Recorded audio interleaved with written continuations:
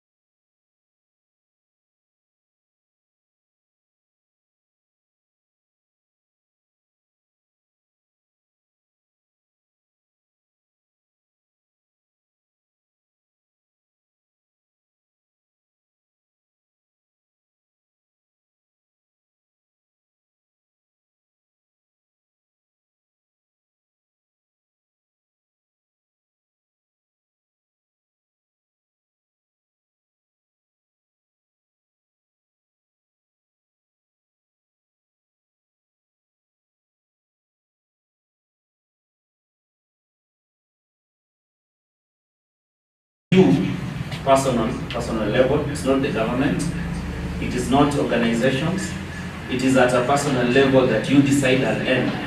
And it will end by if you stop telling your child, Baba, Oga, ubaye yogurt.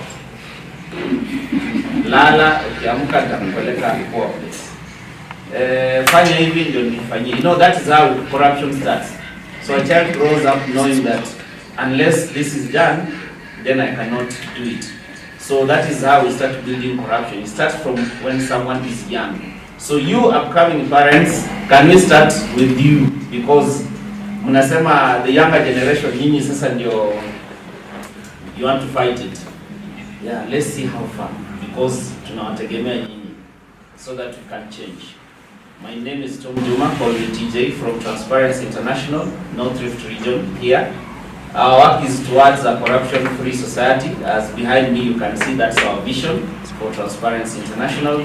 And we are having different projects, especially addressing corruption, looking at corruption in the climate sector, especially in places like Elgeyo Marakwet and Turkana. We're looking at natural resources.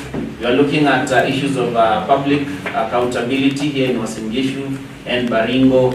We're also looking at corruption, how it is affecting women and people with disability in Nandi County. So those are some of the projects that we are involved in here in North Rift region, apart from the other counties where my other colleagues in the respective offices are also running projects there. Thank you. Asante sana. Jina langu ni Naomi Chelios. Karibuni. This was my organization. Karibuni sana. Tuendelee pamoja na sababu ya kikao ya leo tutawakaribisha pia tukaweze kuzungumza, tukaweze kuelimishana kuhusu jinsi tutaweza kupigana na ufisadi.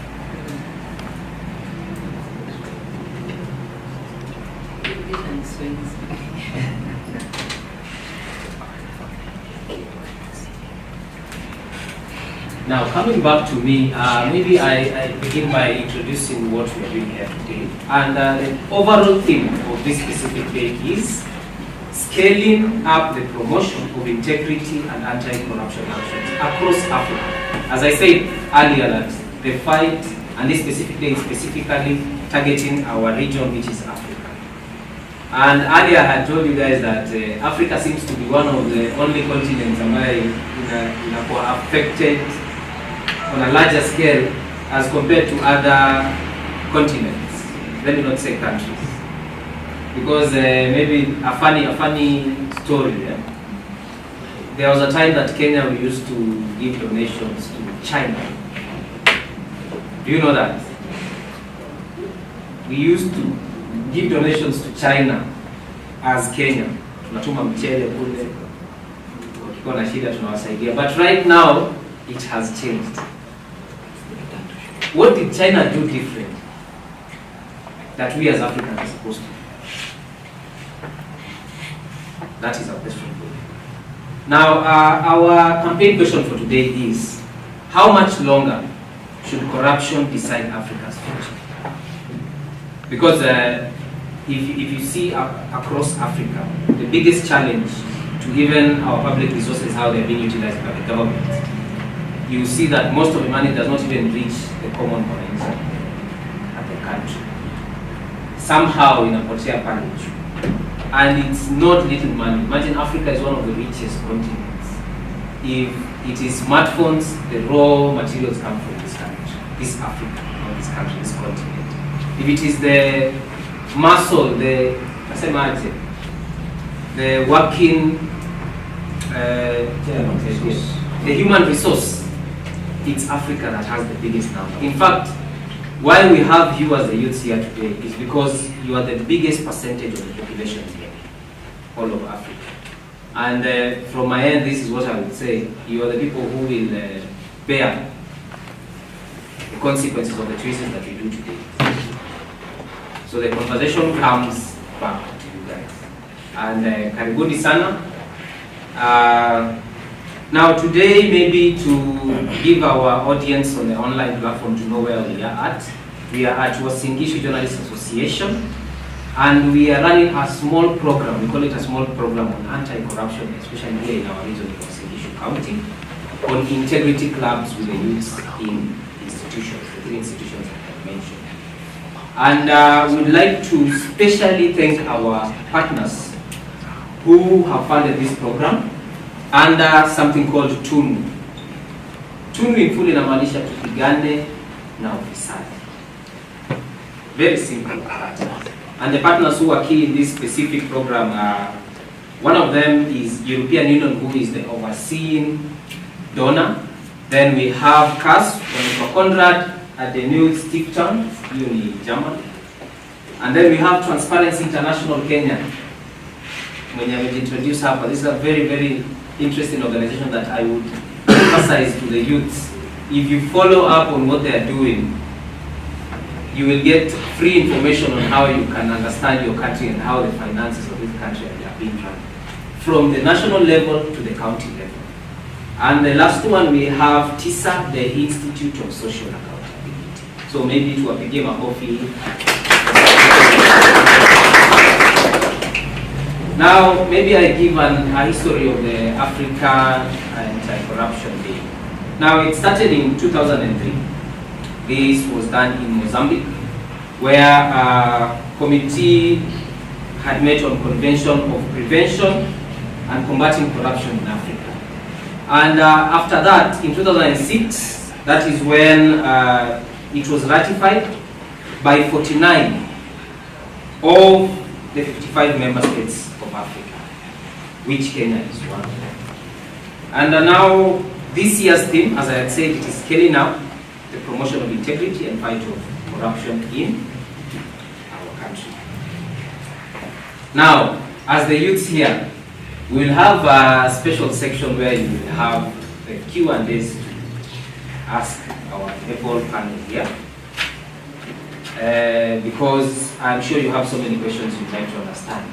Especially here in Kenya, we've had an uprising of the young through stuff like Gen Z movements, protests, and I'm sure most of you feel like this corruption should end as soon as possible. So yeah, Am I right or wrong? Right. Last year we did another activity like this on International Anti-Corruption Day, and the conversation was very heated. You can go to our social media pages and you can find it. And today we are live on Hubs Radio and on our YouTube channel, which is Hubs Radio. So back then we did this same conversation, and what came out of the team that we had that time is that corruption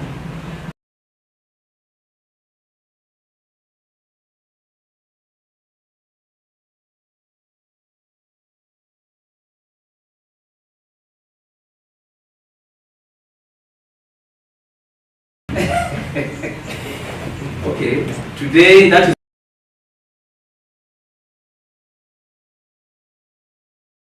we need as a country and as a continent to fight it, because there is a very challenging thing where we are exporting our human resources. Most of our able people, educated young people, are moving to abroad countries to go and work there. And my thought is, why should we not stay in our own continent? Are we not capable? We are very capable. We can create those jobs that you're going to look for out there. We can create all those opportunities that you want to go and seize out there. We can create all those healthcare services that you require in your own regional place. But the first thing we need to do is fight corruption. Corruption is what is causing a very big challenge in our continent as Africans. Now that fight can only be won by teamwork from every generation. Most people say the youth only, the Gen Zs, but this one is we need to be collective to fight it as a team. Especially you, the young people, because you are the largest percentage in our continent. Over 50% of the population in Africa is what? And as I usually say, you are the people who are going to bear the consequences of the choices we make right now. Now, maybe as we begin, I will just start with our chairperson here to just give his introduction on our today's topic and to share with you how he sees corruption. He's a renowned journalist, experienced in that space, and as you know, the journalists in our community are the people we call the watchdog of the society. They are the ones who keep the government on toes.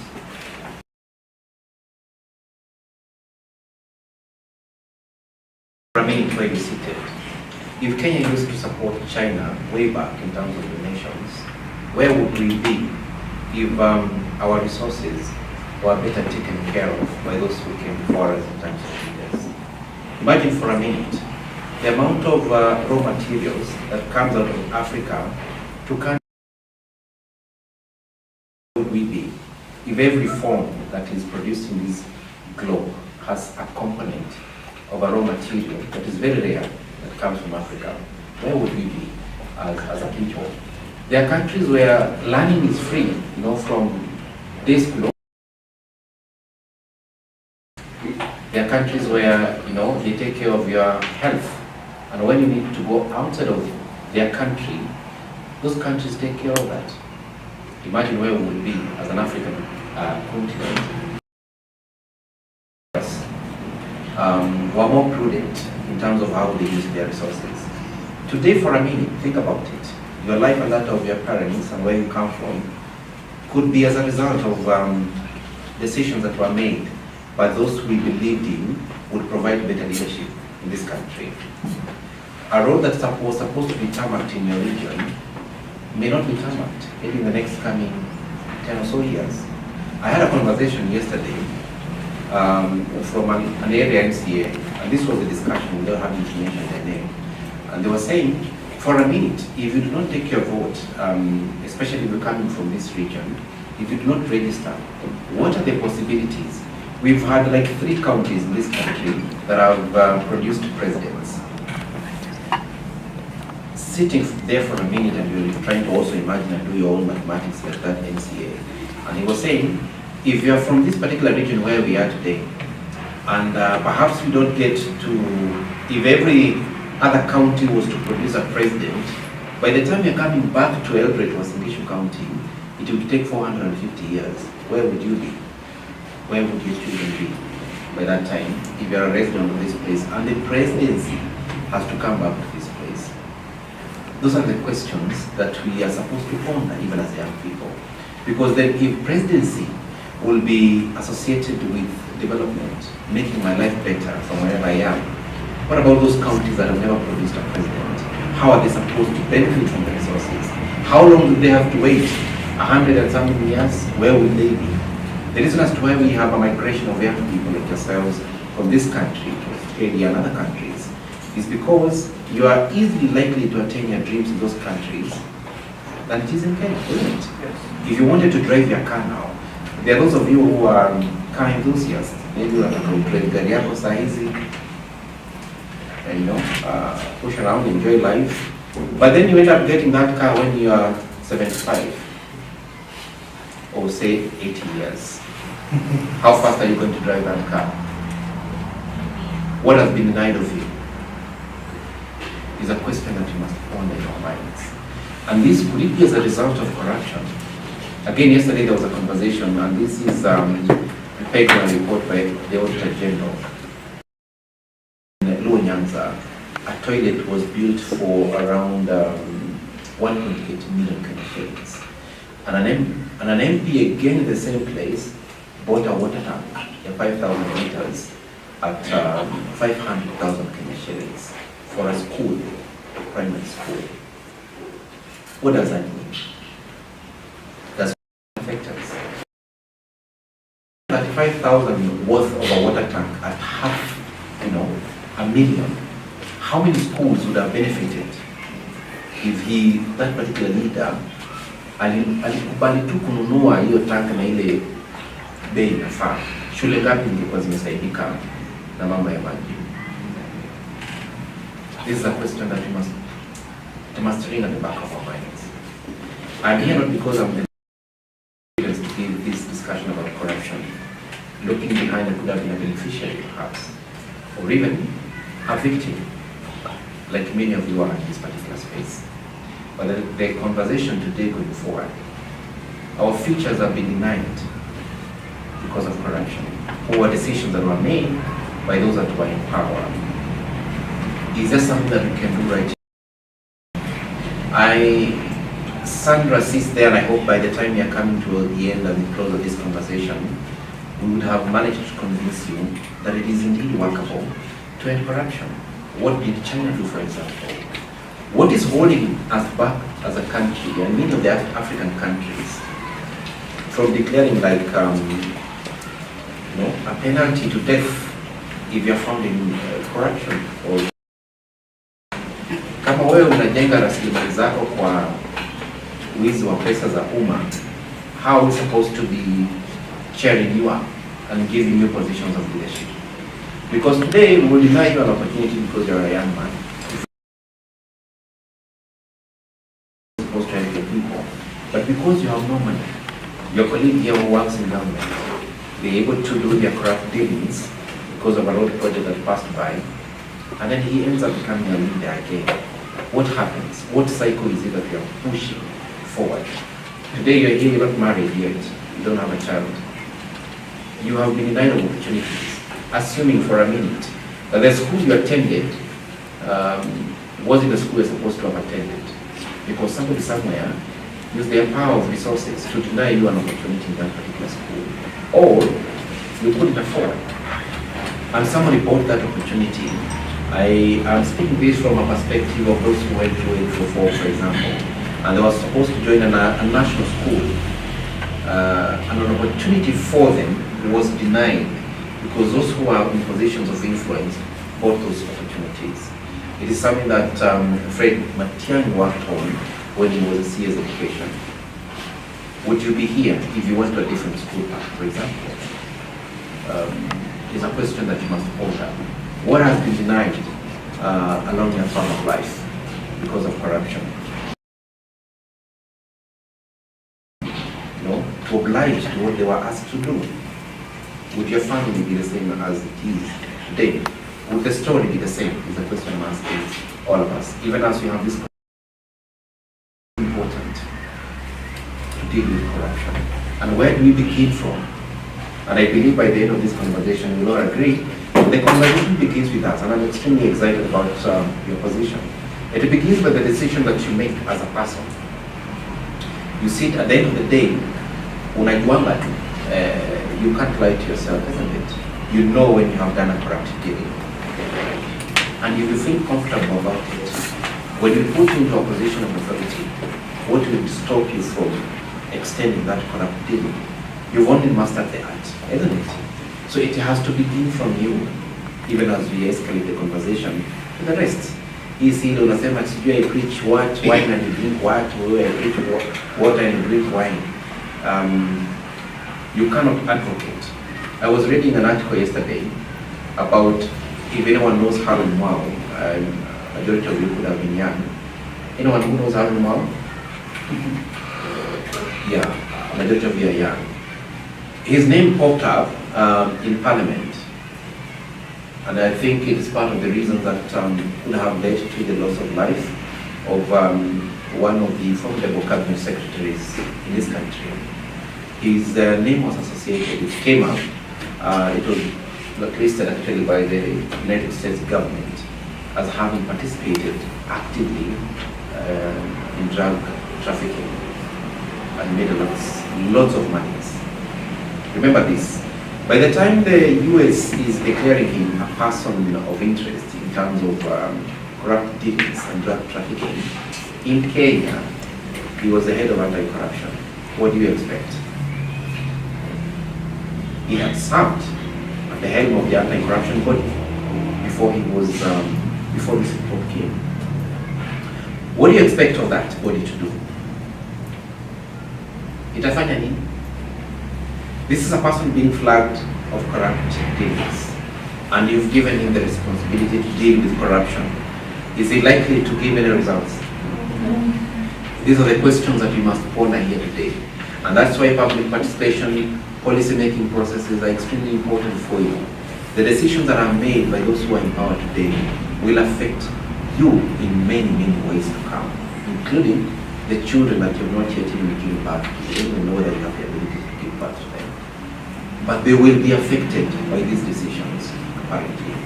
And that is why when you hear, like, there is need for us to begin a conversation.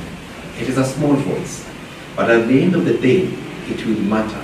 Because once you echo it in that institution, and I know, it is a hard choice to make, because every one of you will be graduating with a hope to get employment.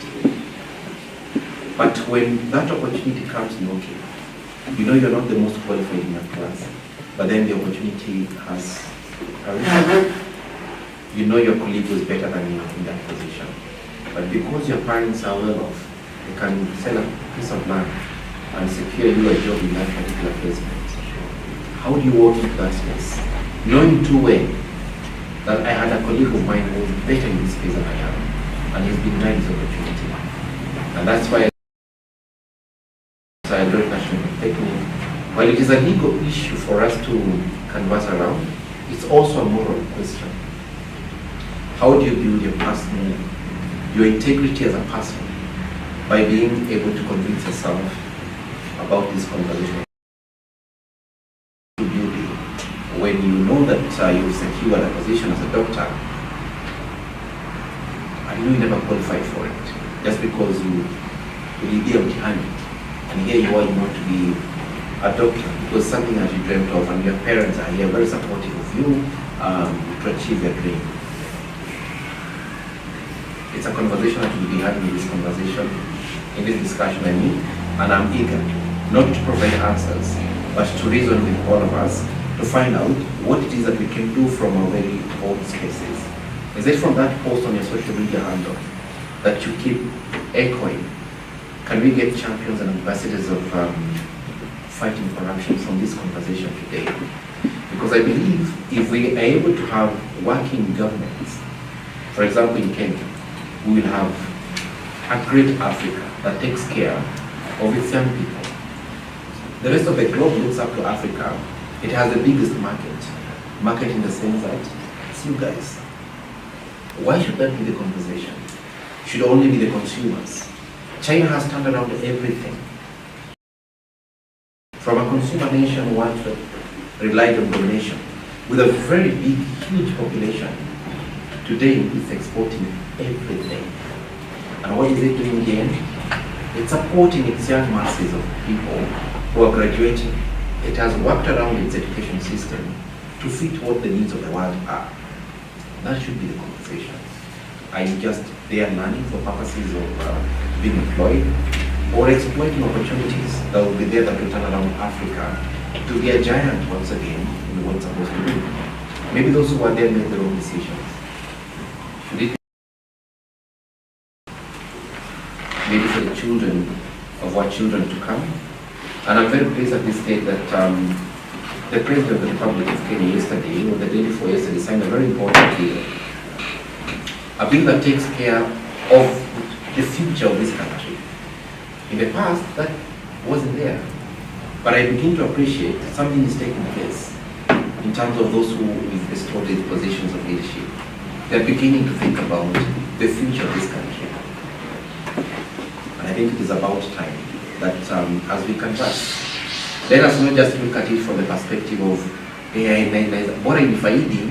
Today, utafanyiwa because your parent has something that they can produce, or there's something you can give. What about tomorrow? What will your children be able to provide for them to get an opportunity? Itawapata kwa katika hali gani?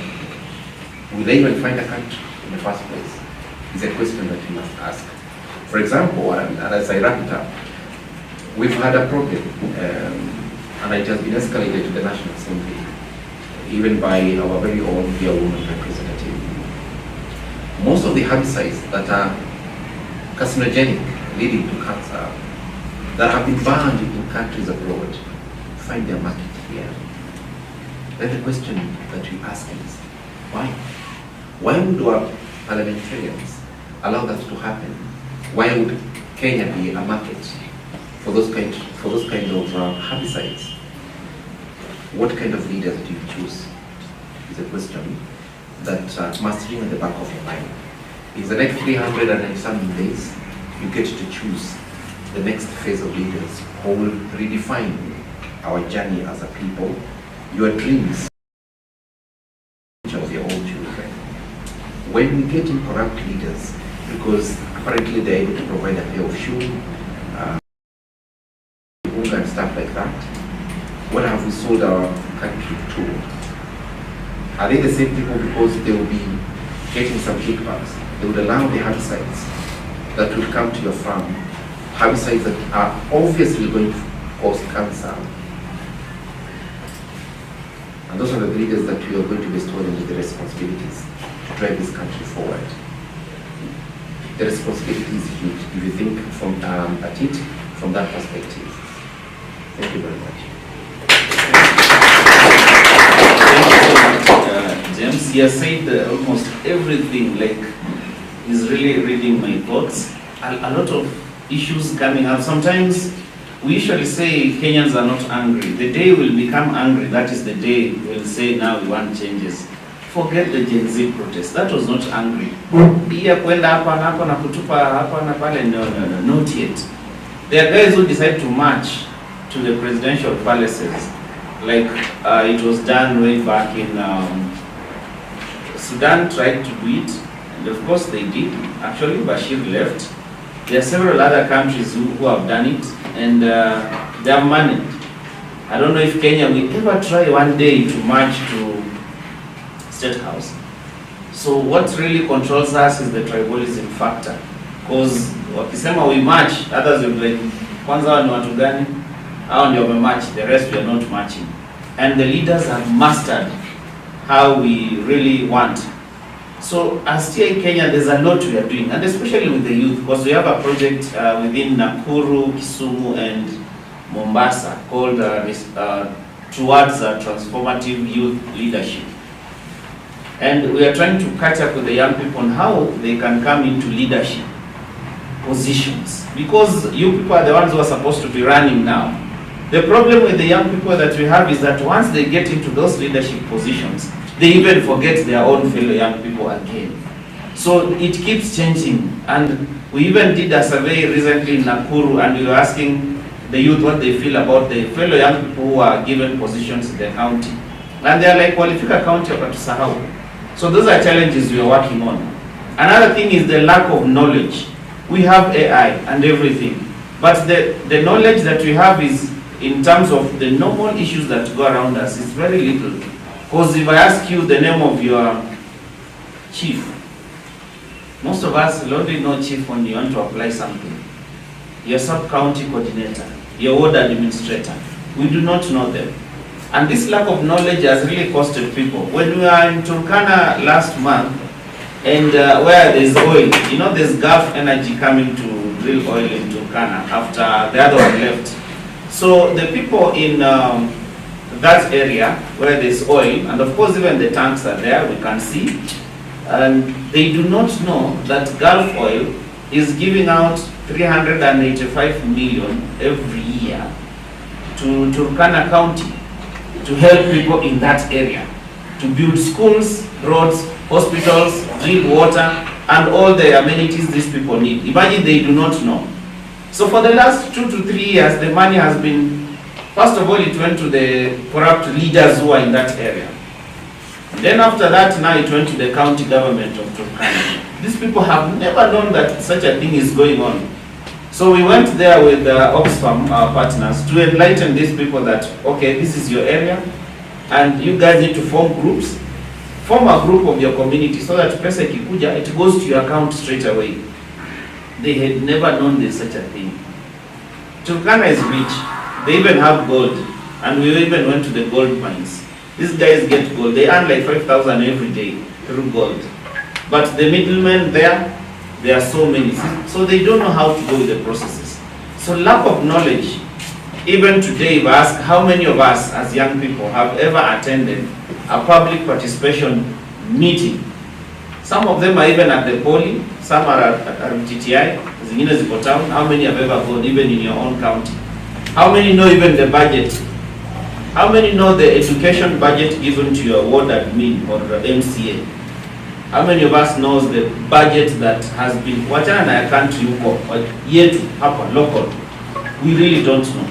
So by the time you start criticizing, these guys already know that you people, that's why they really want to target you during elections. They lie to you that this is what we are going to provide, and they already know what you want, and they'll tell you what they want you to hear, and you people will be clapping for them and shouting. You'll say 2 term, 1 term, just because they have given you everything, and they give you for as less as 200 shillings. And you live there very happy. And the next moment, like James says, the leaders we choose, very, very important, and it will start costing us again. We've paid dearly for the mistakes we've done due to corruption. We've seen drivers being given licenses, and they are wameangusha watu wetu. Our doctors are treating people. Patients are being treated. Yesterday I got a case from some hospital within Moiben sub-county that there's a subordinate staff who is treating patients. The doctors and nurses are not there. So the guy called and said, that hospital, the nurse in charge is not there. Huyo mtu mwenye anafanya local work within ndiye ana treat patients. So the guy walked in and told the patients, you people just go and come back tomorrow. Patients were like, no, we want to be there. You know, they're even refusing, and they're being told, who use your daktari? So you have to explain to them, and they even agree. Because what's the need of being treated by someone who's not qualified, and then you die, then you'll blame the government again, or your village witches. Because we like blaming people, and yet the solution is right there. So accountability is very important. As TI Kenya, we're trying to push for accountability groups. We've had Nandi County here in Uasin Gishu groups that are running and checking out how projects are working. We have health accountability. Looking at our facilities, do they have a service charter? Do they serve people? Do they have disability services in those areas? Why should you put an office in 5th floor? You want someone with disability to go up to 5th floor without a ramp? You want services to be sought there? It is very unfair. So under the citizen demand and oversight where I sit, We are looking at issues of access to justice for people. We are looking at access to resources, because resources are there, but people cannot get them. And we're also looking at how it is being done. So integrity starts with me, not us, because at the end of the day it is you and your family. It is you who knows how you treat your family members. You know who you give money. You give more money to your mom, you give less to your dad. Of course, unaelekea huko. Mother ndiye anapata more. If you give her 2,000, father 1,000. Wewe mwenyewe unajua accountability yako. You know who you give. Girlfriend 3,000, mom 1,000, father 500. You know how your accountability is. And at the end of the day, at the end of the day, you're down, and then you start blaming again. Shetani are innocent by the way. So it is us, the way we do vitu ndogo ndogo ndio zinafanya accountability inapotea kwetu. The same accountability goes, mtoto fulani anapewa more than mimi, yeye anapewa mkate. You know those small things like kula crust, ni crust ya mkate, then mwingine unampea hii anaona vibaya. You know, small things that build up the whole of issues of integrity. So we need to wake up as young people. And I'm looking forward to where we'll be having conversations as we move towards elections on how young people are going to get involved. Shida ni moja, I've never understood. Because we've done, I'm sure we were with JMO when we were doing leadership forums, kuchuja watu. And you see those forums, young people are not even there. It's only the older people. And the aspirants were also older people. So you find young people, posters ziko all over. Thank God for AI. Posters zimeanza kugeneratiwa vibaya sana. But towards elections, where do people go to? Hakuna mtu. You now find the older people ndio wako huko. Then when you ask a young person, unasikia alienda tu akaambia wewe shika hii 100,000, drop this thing. Na ana drop, na anaenda. And that is how it flows. And that also includes even the young women, because we are also saying young women should take up the leadership stage. Women are really trying, but the men are also pushing them. So we are really looking at women and leadership. We are looking at issues of gender. Personally, I'm very passionate on gender issues. I want to see women and persons with disability being given opportunities. These opportunities are there even in the Constitution. Some of the policies being made by the counties are there. But since we do not know them, it's very rare. As journalists, we need to learn how to catch up with all these opportunities where we need to learn every day. So any bill that comes to Parliament, because if I ask you guys what was the contentious issues in the finance bill 2024, watu walisema tu mimi sijui, ni vile tu maisha imepanda. Some like maisha imepanda. Sasa unaishi kwenu, unalipa rent? Hapana, ni mzazi. Kila kitu so imepanda aje? Unafaa utuulize sisi wenye tulinunua sukari 20 bob when we were going to high school, 1 kg. When bread was 20. And then imeenda ikipanda bit by bit. That is how we feel maisha imepanda. But wewe umezaliwa kama already bread is 50 bob. So don't even complain. You should be thinking on how to work your ways out. If you've been using airtime 1,000 bob per week, reduce and start using 500. When the free mode. What was it? Does TikTok agree for free mode by the way? You use only Facebook. Is it still there? I'm not sure. Anyway, what I'm just trying to say is that reduce pia maisha pia tunajipea maisha ya juu sana sometimes. Live within your means. If you know kwetu we cannot afford this, usijiweke na group ya watu wenye wanajiweka wanataka kwenda swim on a weekend somewhere. You live with where bigger a walk from Lagos to town and back. Hiyo utakuwa umetembea, or tembeni kwa uwanja if it is the two of you and watch the sun go down. Usijiweke kwa watu wenye wameenda Malindi summertime. Yeah, don't put yourself there. Then wanafika huko wanakuwa hawana fare ya kurudi. Anyway, so what we're trying to say is that as young people, issues of accountability and integrity lies on us. It is not donors, it is not the government, it is not your parent, it is not your institution, it is yourself. So it has to start with you, the accountability part. How well are you accountable to yourself? Like James says, a lot of things are happening because we have failed ourselves. And wewe mwenye umeng'ang'ana ndio umesoma umefika hapa. Kuna jamaa amekaa tuko kando na ataenda na alipe na atapewa kazi. You are not in the same level. And atafanya kazi na alipwe. You will still be there struggling on the same. There are guys wenye hawa washaenda direct, you are still here. There are guys who have struggled already and they still don't have jobs. There are people who are buying the jobs. So you see, accountability is really failing in us. That's why corruption is so high. So young people, are we able to raise up and say, okay, from today we are going to say no? And you know, usisema haitaisha because ukimaliza, you see the way he hates corruption. If we have several like him, like he said, okay, I'm not sure, like he said, he hates corruption. If we have 10 more people like him who hate corruption, then we are good to go. But if we have several people who will say ni ngumu, then of course itakuwa ngumu. And that is how things are going to fail for us as a country. So for us as TI Kenya, we're really struggling to push institutions, even the county government, how they are spending their projects. We've been checking on their projects, and there's something called the County Budget Forum. It rates the counties on how they are performing. Some of the counties are performing poorly, while some are doing so well.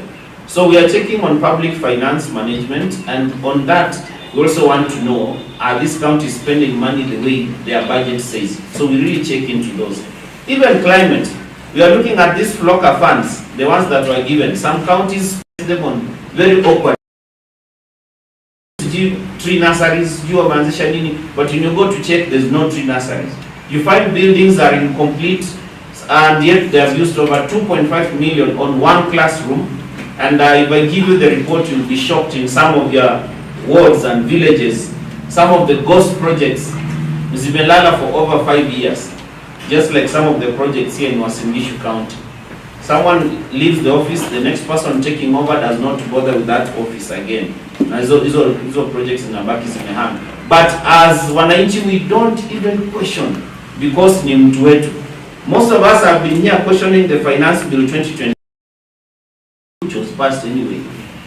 2024 again tulizusha and it was still passed. But we do not know any content of it. They were jamaa kwa parliament walifanyishwa kazi ngumu. Where is it? They cannot say. Clause 168 wanaambia kuna 168. Hii kitu inaisha page 30. So umetoa wapi 168? No, vitu ndogo kama hizo because we do not know. So we need also to push ourselves to tusijiaibishe. We have knowledge, we have the capability, we are able. Wewe unaweza enda ukasimama MCA in your area and help your people have electricity connected, water connected, and health services well connected. Wacha kutorokea town. Everyone wants to be in town. So who is helping people in the village? Healthcare sectors, barabara ziko poor.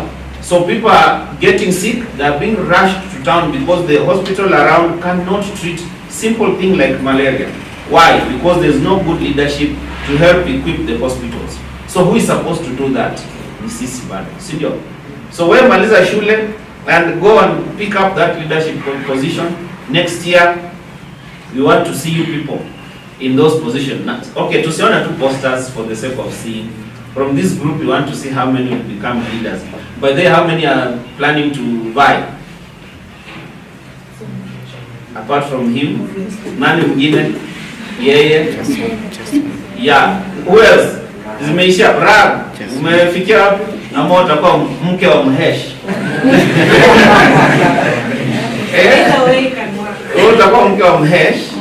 Ubebe Bochi. We are expecting you are going to do. So, for those who are going to do, I will send you a link. There's a Center for Multi-Party and Democracy who are part of our young people on that leadership. For anything that comes from TI that will involve young people, for that one will also involve you. Acha muenda hata Nairobi kwa relax huko muone vile vitu zinafanywa, sio? I'm not promised, I'm just saying ikikuwa. But for the CMD, they really train, so that one I'll send you the link because they've asked for those who want to be in those leadership positions. So nyinyi wengine mnataka kukua? What do you want to be? Voters. And then you go home. No, it is not good. And you need to take part. Hata ujaribu hata kuwa tu mzee wa mtaa. That is leadership, because you bring order in your area. Kwa mzee wa mtaa. Ufu assistant chief, I've seen positions being advertised. There are several of my friends who have applied. Mwana wa karibu several wamepata. If you look at the assistant county commissioners nowadays, they are very young people. Those are the people they want. Wameacha wazee wanaenda retire. So they want young people. Na ni nyinyi you are taking over those administrative posts. Tuache kukaa tukingoja tukilalamika throughout. Unajua Kenya watu lalamika sana. Because our friends wenye walikuwa wamekaa under a shade constructed by the county government of Kakamega. Na bado they were saying hii county kuna kitu sheisha itufanyia. Na hizo ni boda shade constructed by. You know, we complain too much. So let's stop complaining and start working. The faster we start, the better for us. Thank you.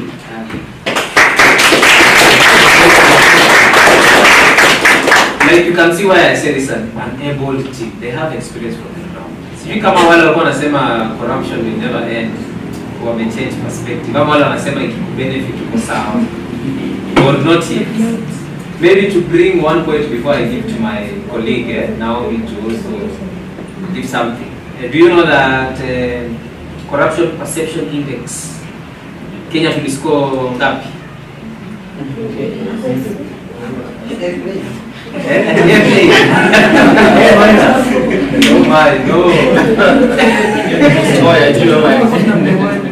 Sasa as Kenya we scored 30 out of 100. Now in Africa it's only 3 countries ambayo imeenda above the 50%.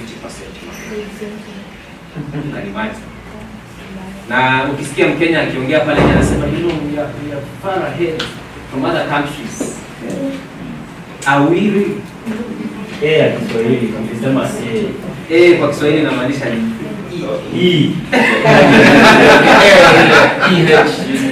Ama endelea. Okay, now karibu sana. Very fast on to her. You can imagine how many countries do you have in Africa? Huh? Linda?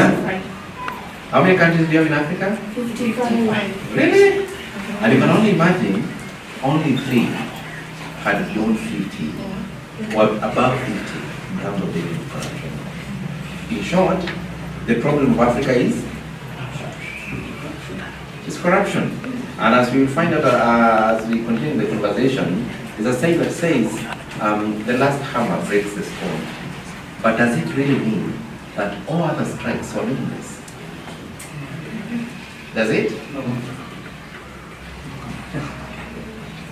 Thank you so much for the highlights. I need to learn a lot from our panelists. And if I can pick from where to join us just here, it's 4 countries in Africa, and 3 of them are coming from East Africa, and we have 1 from East Africa. Just our neighbor here, Rwanda. And I want us to ask ourselves, what is Rwanda doing that Kenya is not doing? And I believe Kenya is much far that one countries from Rwanda, but now Rwanda is beating us in corruption. So what is that? If I can even ask you, what is that Rwanda is doing that Kenya is not doing? Well, each country has its own way of fighting. You know, Rwanda has people who are resilient and ready for change. You remember what Rwanda went through. Do you know Rwanda never jailed people who killed others? You saw someone killing your family member and you are brought in those courts. I've forgotten the name. And you discuss and you say the way nilimwona kichinja kafanya nini, and then you say but nimemsamehe. Yeah, that is how it worked, and that is how people that is how it went through. They actually did not jail, apart from Felician Kabuga who ran until he died in exile. The rest, they were tried within the court, the kangaroo courts za hapo hapo. You meet here under a tree, you sit down, you talk, you speak your mind, unakasirika, unamwangalia, and then you forgive, and you go. So that is how Rwandans are, and Burundians, because of the way they are resilient and they want change. And the change, they do it, they don't go to the street. Utaisikia Rwanda wanazusha. They do it internally within themselves. So the people decided we want to see the change. In Rwanda, people decided they want to work and change their country. Because Rwanda is very neat. You know, hata ukifika border huwezi ingia hata na karatasi ya mkate. Hiyo utatoa uweke kando, uingie na mkate bure. Right now, jaribu kwenda Rwanda and see. Anything nylon in your bag, unatoa zote, unatoa anything, even on your body utazitoa, and you put it aside. Anything you wrap in a paper bag, weka kando, then mnaingia. It is very neat, and they do clean up the first Saturday of every month, and nobody is supposed to be in the office up to around midday. See, and they do it. Kenya, hapa jaribu kusema clean up, hey, utajipata peke yako. Nobody will go there. And these people are ready for change. So what Rwanda is doing, the steps, is because of the people have decided. It's not even the presidency, it's not even the leadership, but the people themselves have decided we want to make it look good. Rwanda now has a lot of bananas by day more than Uganda. Wacha hizi bananas unasema ni mingi. Theirs is ni mingi sana. And they are very strict when it comes to rules. Boda 2 helmets. Lazima. They follow rules vizuri. Kukunywa beer only 2. You are not allowed to take more. Marry only 1. But you know, those are only rules za huko, and people followed. Hapa, hey, jaribu watu watakuzushia vile ni haki yetu. So that is why we are now, because the people have decided, and that is exactly what I want us to do also. We decide that we want to make the change. Hey, without distress, because the changes we are bringing, and that's what has made police be very tough on us during maandamano. There's one you did very well last year. Ulizunguka all day mpaka kitu saa 7 na njaa ikawashika mkarudi. Then there's a group that now came baadaye, and that's the group that has made maandamano look bad. The same way it has been in Nairobi, looting. That looting is what makes things bad. But yeah, maandamano is very good for changes. So we need to just check on that. And I don't know how we'll take care of those goons, but so that we also be voicing ourselves well. Thank you so much, Mr. TJ. And so that we can take the change that he is talking about, we have to use the tools, for example, tools for social accountability. And from the tools for social accountability, we have to, number one, which is community scorecards. From the community scorecards, we have the citizens, you yourself, or me, all of us, rating the services that we are being given as public. So you talked about hospitals, and TJ gave an example of being or patient being treated by a non-medical practitioner. So that how we rating it, because ametaja mpaka anasema kwamba watu wanakataa kurudi nyumbani kwa sababu wameambiwa kwamba huyu alikuwa ama alihitimu kuweza kufanya kazi ya kutibu ama matibabu, na sisi bado tunakataa. Sisi kama Wakenya tutabadilika aje ama tutatengeneza nchi yetu? We should embrace the tool kwamba tuna rate the services. Are the services rendered to us the best? Are they good for us? Is it good for our consumption? Number 2, there is another one called Citizen Report Cards. Tunaambiwa kwamba sisi kama wananchi tutajengewa kwa mfano social growth na a certain number of money ama kiwango fulani cha pesa kinawekwa kule. Ni sisi kama wananchi hiyo pole ilijengwa ama ilijengwa, na tunaambiwa kwamba tutumie njia ambazo zinafaa kuuliza pia kwa nini tuliambiwa kwamba tutajengewa pole na hata hivi hatuendi pole 6 months 3 months 2 years financial year inaisha na tulijengewa. Another one, kuna kitu inaitwa participatory budgeting. Tumeambiwa something on public participation. Tunaenda public participation break. Are we going to public participation? Or nani anayeenda public participation break? Mr. Ogeto amesema anayeenda public participation. Any other person? Do we even know public participation inafanyikanga wapi? Yes, Participation. especially corruption. Participation huwa zinafanyika, lakini tatizo ni wanakulimit, utatoa nini, utaongea nini, alafu wanampea muda mchache sana wa kufanya kutoa maoni yako, so that usiende kwa question labda lack of investigationality ya budget ama errors zenye umefanya, ni kama tu salama, so haiwafaidi sana, iko lakini wamejini. And I understand what Mutasi is trying to say, because we've had counties trying to bring in the issue of public participation. One, they advertise that it's going to happen on today's 10th, and then it's advertised on newspaper for 11. I could see that in one of the counties. So by the time tunaangalia gazeti, already it was already done. Secondly, the few public participations we really did at some point, you find, like Mutasi said, they bring those documents to you at that moment. Na mnaambia share. And then mnaanza kuangalia kidogo, then mnauliza, hey, any issue? And it's a whole document, 127 pages. So what else will you read? Wakati bado mnazubazuba hivi, mnaambia haya sasa imeisha, we are moving to the next place. Asanteni kwa kufika. And that's where public participation fails. So we've been pushing the counties, and especially for as TI Kenya, we pushed through one of our projects, actually the real project, it's called Restore Ethical Accountability and Leadership. We've been saying, hey, guys, you need to make sure that you tell everyone that there is public participation earlier, 2 weeks before, what wajipange, and it should be done per ward. And you should present those documents early so that people can check through. During public participation, now they've already pinpointed the issues they want. We really push them. Nowadays, at least now they put it to a county website. Nowadays they use the ward admins to announce, they use the churches to announce, even some of the media stations. The budget preparations are done by people.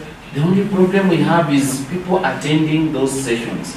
Very few, including ourselves here, rarely attend those sessions. So by the time they go to those budget preparations, and the county decides, kuanzia leo, ukiwa msanii taking photographs here, you'll be paying 7,000 for a license. And someone else wa salon will be paying 20,000. You are not there kupinga, only the farmers are there to tetea mambo ya mbegu. The rest of us are never there. By the time county inapitisha, do you know kufanya road show siku hizi you pay 5,000 per day. Hiyo ni road show kwanza, and then there's a I think by that time it was 7K, siku hizo wame reduced to 3,000. Hiyo ni license ya NEMA. Just to make noise you have to pay 3,000 in this county. And then to do a road show you must pay 5,000 per day. Na hiyo track in this county. Now ukumbuke kuna music copyright, you must have paid over 100 and something per year when you are doing road shows. You know, squeeze hakuna road shows. It has killed the industry, especially where young people are doing. Then we came up and said, okay, why can't young people meet the governor so that you'll be taking street photographs the way people have done in Nairobi? The governor, ati watu huko kufika ni ngumu. You know, they will complain. Then only a few have tried to do it pale Chokadero hapo barabara ya Langa Siva for films. You see the way they are coming up, really struggling. So the rest of us, as we wait to look for jobs, we'll be having your cameras. Jobs ziko, but sasa how do we start it? We need to be given spaces within, but we do not take part. That is where the problem is. Okay, thank you. The last one is public expenditure tracking. Ambapo we track the money or the allocation that was allocated and the delivery that is being done on the ground. And there are tools also where you can send or where you can tell somebody to look for the actualization, maybe for the money they funds. One being the action for transparency, the A14. And then we have Wajibikaji Pamoja platform. It's a platform for connecting central service providers and county government. Then we have Chapter 6 of the Kenyan Constitution. And also we have the so thank you. I will give back to you. Wow, napenda the direction of this conversation is taking. Now, I think we'll go for a short break. Then we will be right back. few minutes. The break does not. So, maybe you could allow them to ask a few questions because of the great DJ not the president. We'd love to hear from them. Now, before we go for that short break, it is now the Q&A section for you as the participants. You as youths, mko na swali, mko na clarification, or any other thing. Tutaanza na nani? Who's ready? Yes, kuna mmoja hapo. Kuna swali. As we proceed, also I have colleagues who joined us. There's Diana behind you, Rahab. And there's Tabitha also has joined us. Yeah, so they may also respond. My question is, we as journalists, we have seen maybe whistleblowers giving us information. Sometimes tunapatiwa information tunakaa nayo. So my question is, like, don't we have that right to report the correct thing that is expected of us? Or are there anything that we as journalists that we fear that make us not to report the exact things? Thank you. Okay, another question.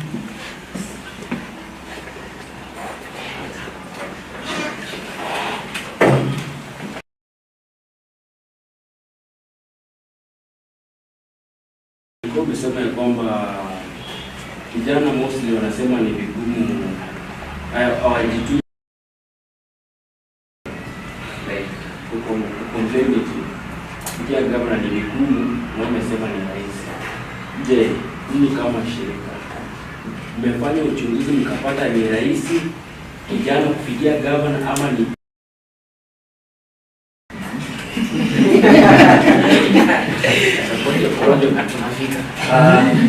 labda tu ni jibu before niulize swali langu. Mimi mwenyewe nishaenda kwa gavana hapa. Si rahisi kuingia, lakini kuna vile tu naweza ingia Okay, mimi vile niliingia huko, nienda siku ya kwanza. Wakaniambia gavana yuko. Nikaenda siku ya pili nikaambiwa gavana hapo na mgeni. Nikamwambia sasa acha nikae tu mpaka mgeni atoke. But alikuwa ananiforce, wewe enda tu utakuja kesho. Nikafikia mahali akaniambia sasa ile kitu utafanya kuna place nyingine ukamngoja tunajua sasa ufanyeje. Nikamwambia kuna cha kufanya, si niende kwa room ningoje. Akaniambia changamka na akatulia. So mimi sikuchangamka. Badala yake sasa ilikuwa ni kama tunagombana na yeye. Ndio security akakuja akaniuliza kuna nini. Naomba nataka kuona gavana alikuwa na appointment na ni uongo. Wakati niliingia huko gavana akaanza kucheka mwenyewe. So huko unaweza ingia kama pia unaweza kuwa strict. Ukiona principles zako utakuwa kwa ya sawa. Lakini hilo jibu sijasema nimempatia jibu. Wewe utamjibu mwenyewe yako. Niko na swali. Haya sawa, utakuja kwa hiyo. Sasa wewe uliza hapa then nao utakuja kwa. Okay, swali langu ni kwamba iwapo sasa hivi sasa mimi ni journalist. Na under this course yenye mimi nasoma, sasa sisi tunasoma multimedia production in which sisi tunafanya kila kitu ya journalism. Kuna hii unit tuko nayo ya investigative journalism, si ndio? Sasa wewe umeamua tu kuwa investigator. Kuna kitu umechunguza, umejua kama ni ule mtaa wa Langas. Utafanya aje sasa, utapublish wapi ama utapeana aje? Because now ukipublish una Subaru na kukujia. Sasa kuna vile nyingi kama hii shirika lenu la kupigana na ufisadi, kuna vile mmetenga sehemu.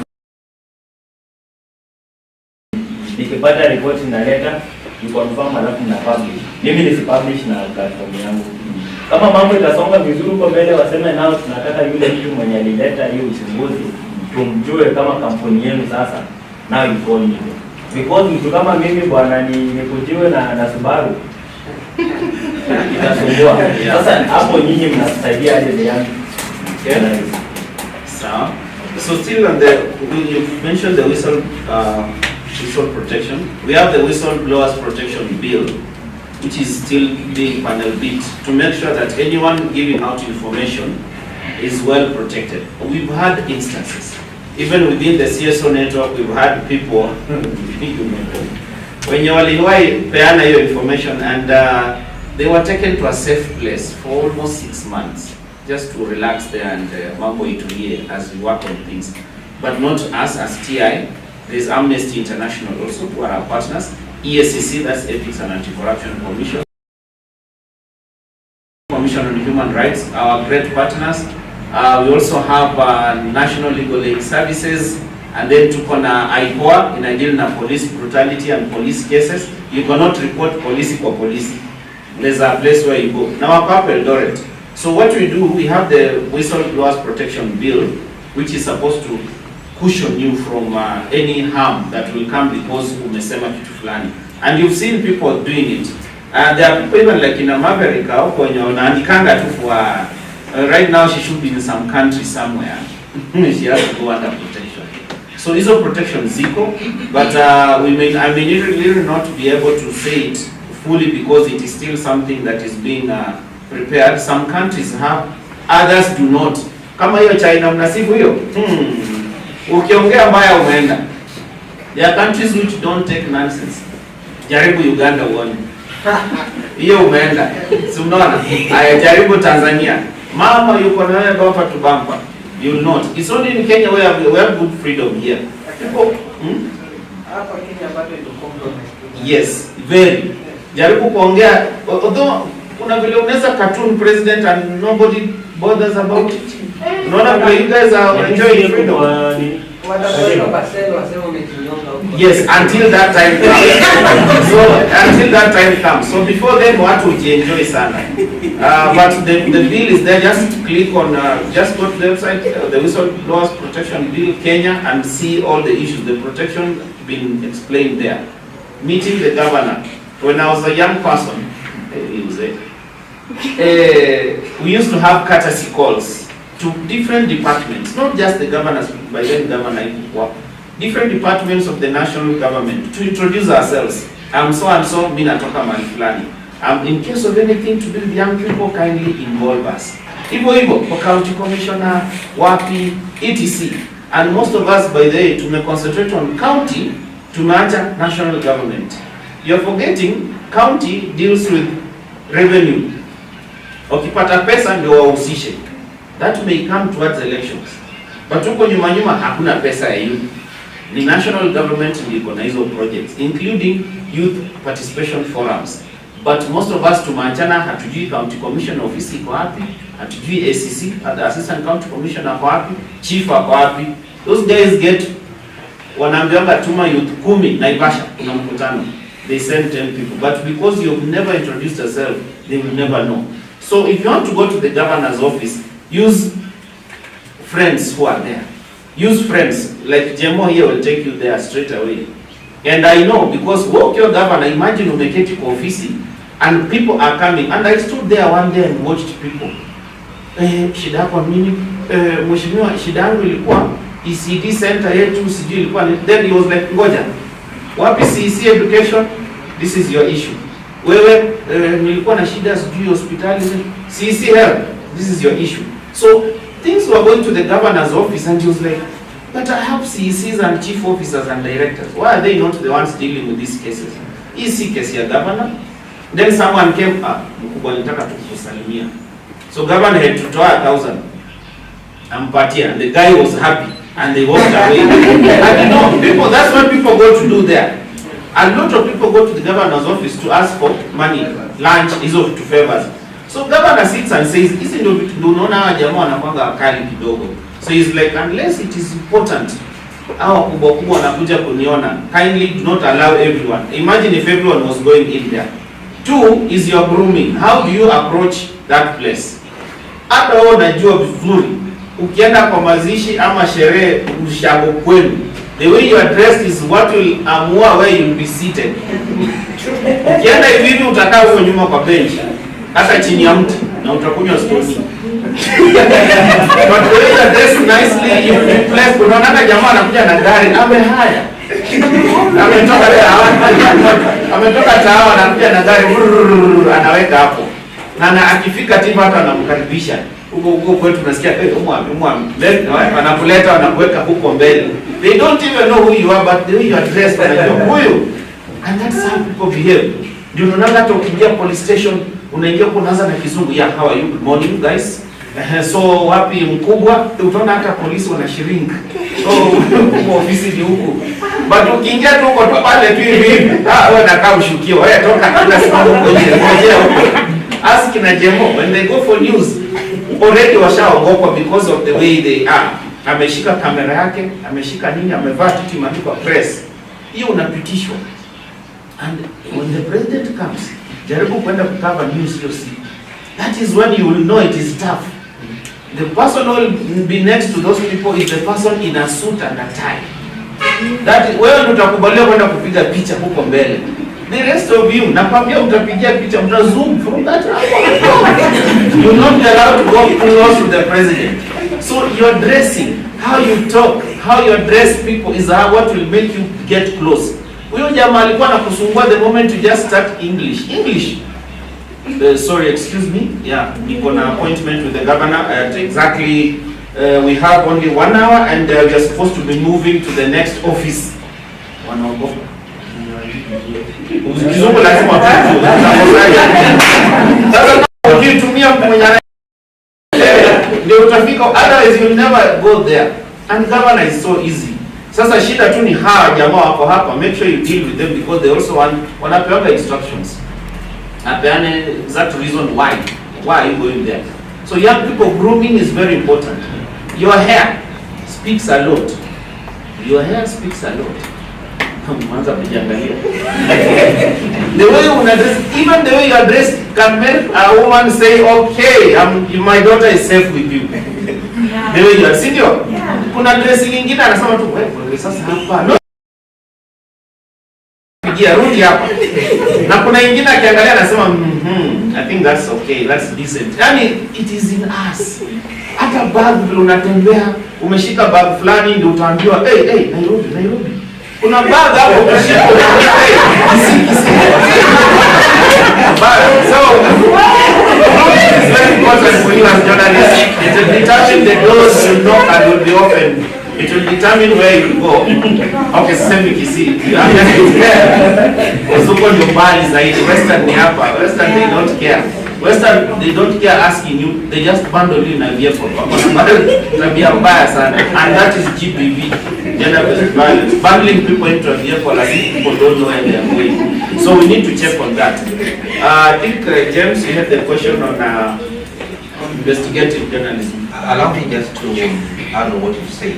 There are other things that protect journalists and whistleblowers, and that's why they can be reporters. We have the Bravery Act of 2016. We have the Anti-Corruption and Economic Crimes Act. Of course, what you say, the Witness Protection Act of 2006 that is still in the middle of the Parliament.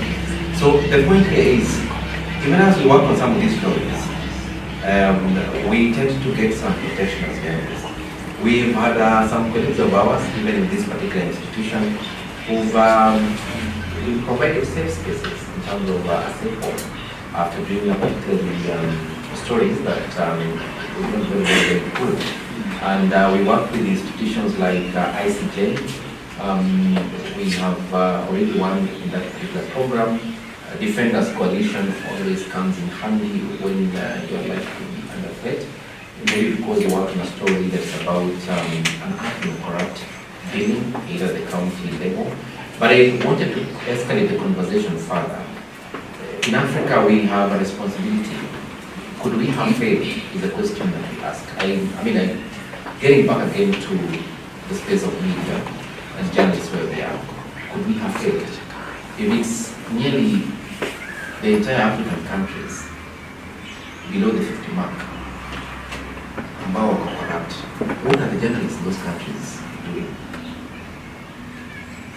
And what are countries ambazo wako na above 80 something points? It is of course quite difficult to deal with corruption completely, but you can minimize it, like it has happened in Finland, that is leading that perception index at 88%. What is it they are doing?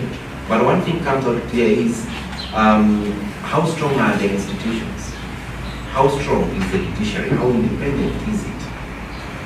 And the only way to know how independent the judiciary is, how to know whether these acts of parliament are working or not, the laws are working or not, is when cases appear before court.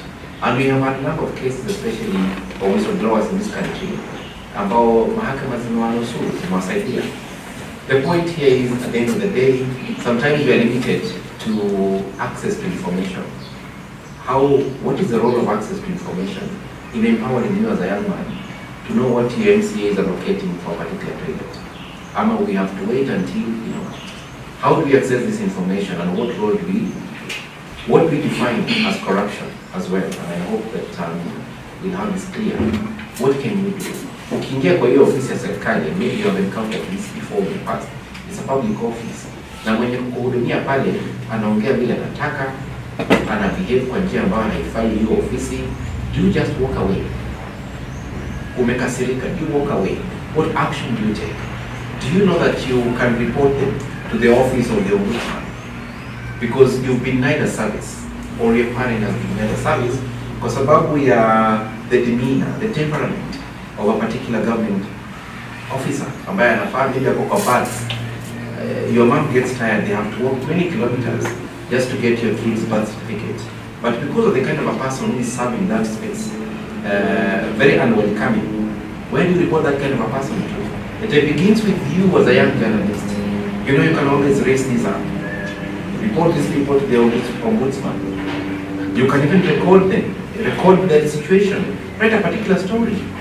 We've seen Kenyans doing this. We saw Kenyans taking action against police officers during the Kibaki raid. There was citizen arrest. And that's how they were able to reduce the very, very many cases of corrupt dealings with police officers. What is it that you can do within your personal space as a young journalist? Unafanya nini wewe mahali huko? And I think getting back to him so that he can conclude, we will be happy to also hear what it is that you doing in that space in wewe mwenyewe huko. Unapataje ku access some of this information na yoko shida, and how do you escalate a conversation that can lead to ending a corrupt behavior or a behavior that does not befit a particular office bearer, high-fi office yake. Yeah. And just to conclude also is that as TI Kenya, at our level we strive to have the networks of the different people. So if you're going for a birth certificate at the county commissioner's office, na urudishwe because you didn't bribe someone, just report to us. If a police amekuharass, report to us, because I know the county commandant. Any new county commandant that comes in this county, we shall have sessions with them, so I know them. If you know you've been harassed by any police officer, let us know. If you've been harassed by anybody in those particular offices, just call and say, niko ofisi fulani and I've been harassed. I've been asked if I don't sleep with him, I'll not get. Just let us know, so that we handle that case hapo na hapo. You go to a hospital, you're not treated well, let us know. That is what we do as TI Kenya. We try anything that involves investigation in corruption. That's when I call the ESCC guys, naambia kuna kesi hapa, I need you to handle. That's how we work together. The numbers are just here.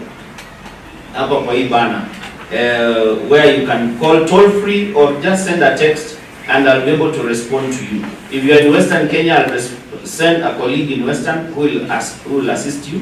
Hizo cases za mashamba nyingi that your parents are going through, you're going through human rights abuses, nyingi, sexual abuse and all that GBV cases, let us know. We'll be able to assist you. Msinyamazie. Sawa. And on access to the office of the governor, not only the governor, there are many offices that perhaps you might be denied access. Not because that leader doesn't want to see you guys, but because of the people surrounding them. One thing that you must recognize, there is power in numbers and being organized. For example, with the integrity clubs, do you know you have the capability to do a memorandum just to demand some answers? The Access to Information Act gives you the right to get any answer that you would want in regards to a particular government institution. unless ni ile ambazo ni za usalama na nini, very few cases. But anything else, how much money was spent by the elders, for example, kwa maji, kwa sijui wakati gani, specify the periods, you can write and copy the office of the ombudsman, and you get answers within 21 days. If you wanted to meet the government on a particular issue, and you have a very clear agenda, you can write that as a group of integrity club, the Eldoret National Polytechnic. We want a meeting with a particular office bearer. The reason being, agenda 1, 2, 3, and 45. Try that and let us know if you can't get answers, because it is easier that way than even moving as an individual. And again, you can always use your social media handles and platforms. Tagging your tech survey, you can tag these institutions. Tag Office Yao, Transparency International. We have Tulu, Kupigana na Ufisadi. We have the EACC. Always tag them when it's a matter that you feel needs kuna askari pengine mmeona, say that routing mnapitanga sana Langas. There is a particular traffic police officer, very corrupt, pengine mnamonanga. You can tag, you can do what is needful. You can take pictures. Ama nikanjo, una mahali unachukuana. You can take pictures, you can record, for example, and tag the necessary offices for action. And you will realize that nowadays most of these government offices wako pia online, wako huko mbaya sana. Yeah. Thank you very much. After there was a question I was supposed to ask, lakini naona ni kama ushaijibu. I was to ask what are they supposed to do, because we have so many students here. The question in a formal level, what are we supposed to do? I think it has been well answered.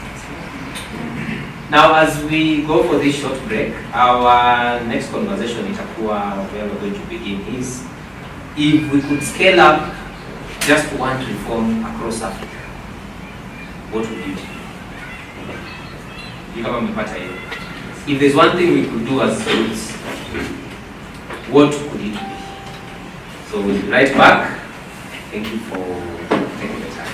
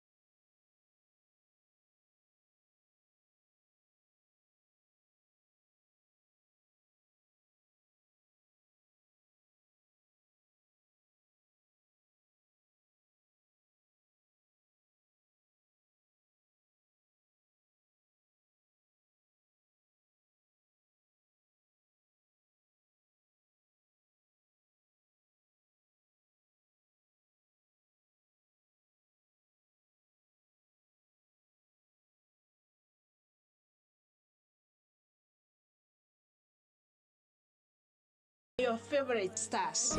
Otimbi na Timbelio.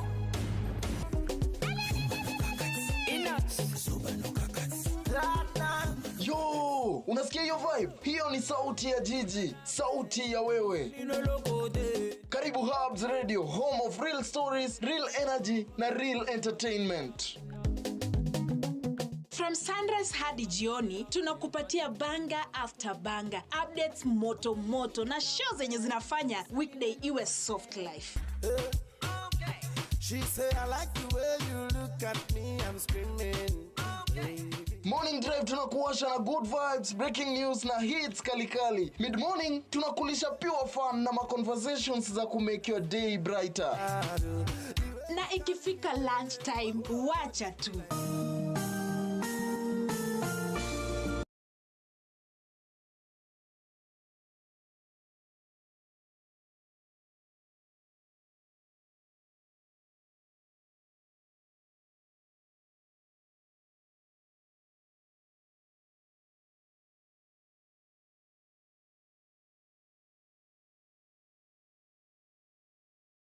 If it is a TV story, like it used to happen with Muhammad Ali, he would move to other countries like Norway.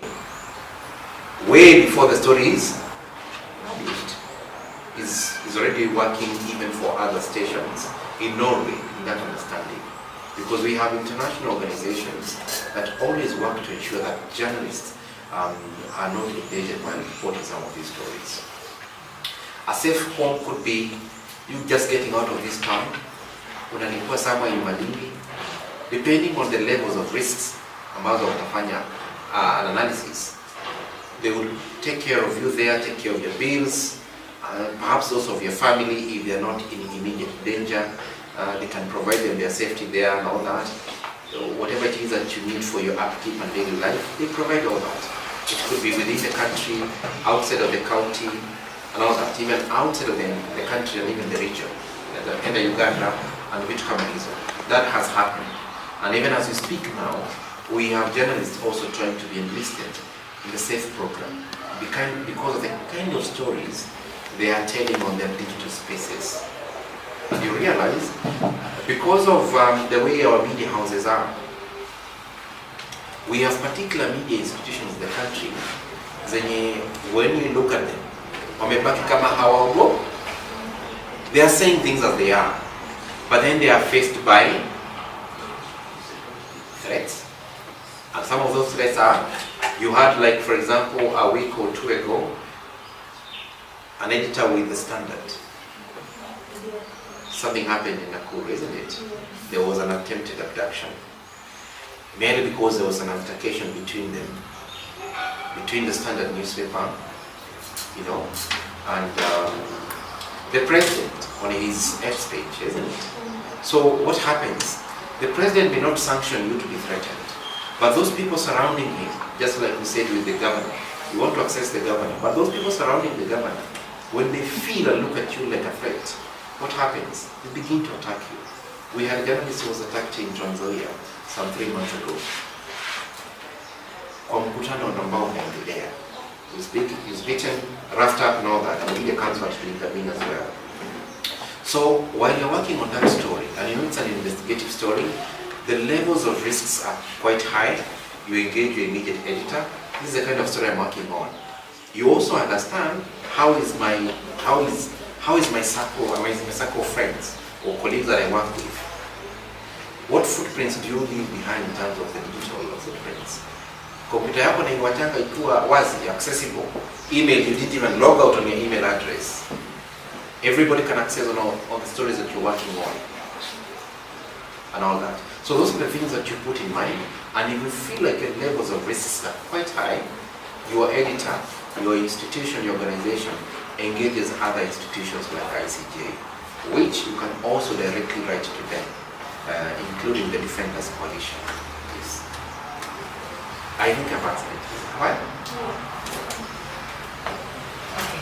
I said I hope we will find something from that, and I want to pose this question: can technology and social media strengthen accountability? Can technology and social media generally strengthen accountability of justice?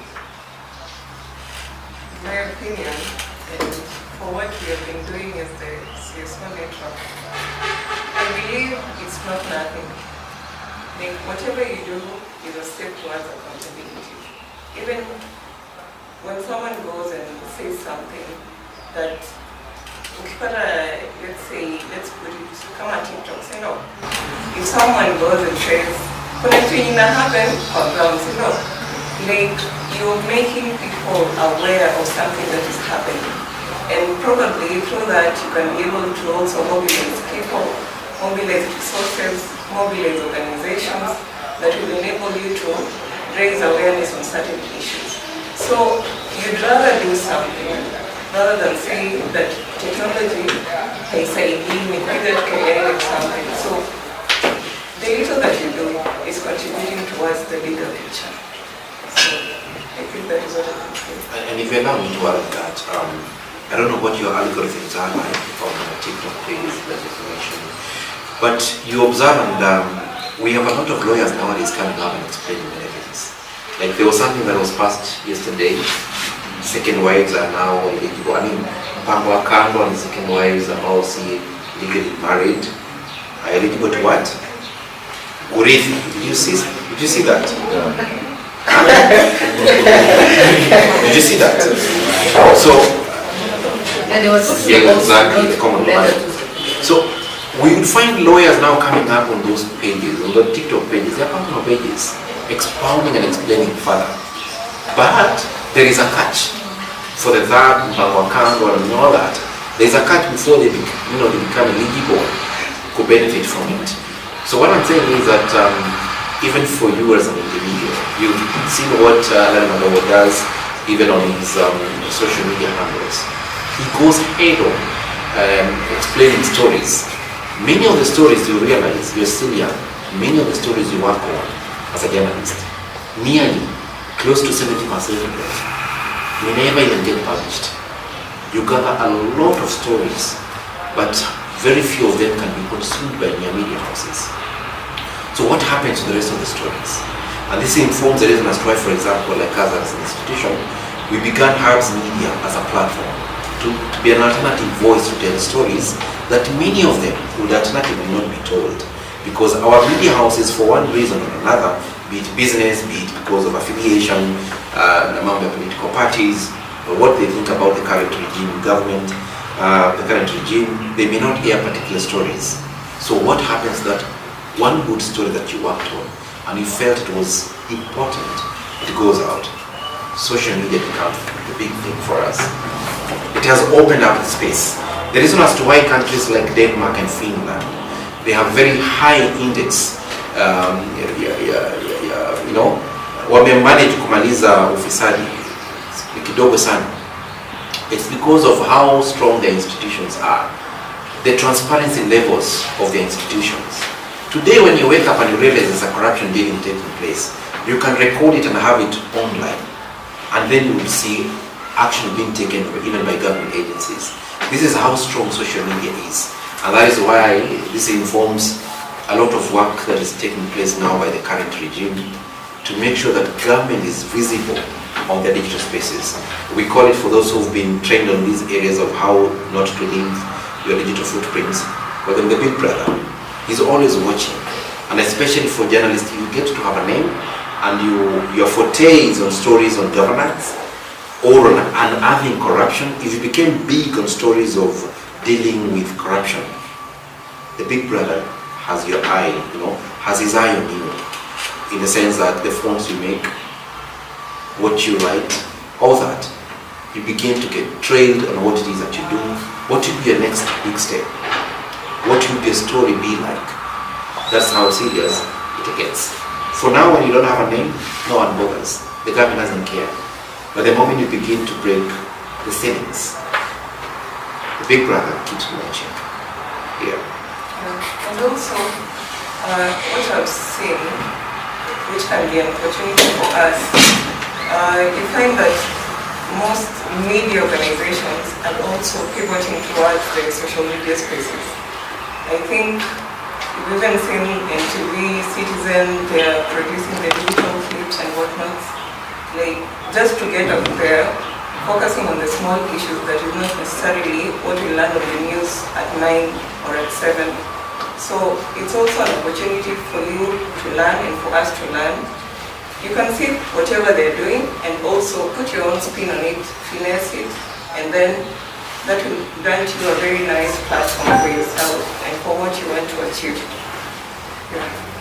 Okay, if I can even add the literature, whatever is important, because we can use it to amplify or to do the awareness. We can use the different digital platforms to do awareness about integrity and also fighting corruption. I want to give a chance to one of us who is coming from the PWD community to say something on the structure of integrity and corruption in this country. How are the PWD community, because I know your colleagues outside there, taking some interview, I want just you to talk briefly on how as the PWD community feel about how you are being treated, or how is integrity in institutions or any other institution in Kenya towards PWD.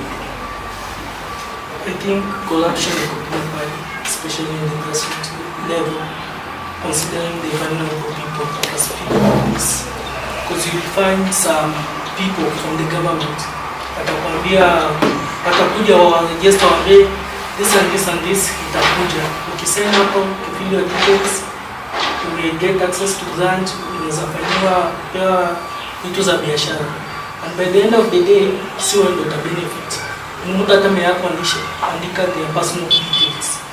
Kwa hizo vitu ndio unapata access to those things. So corruption is everywhere.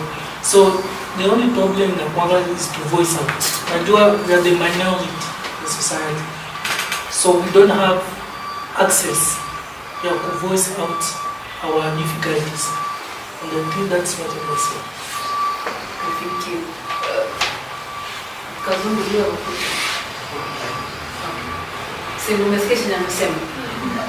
I can give an example from our place, Malikiko Saiti.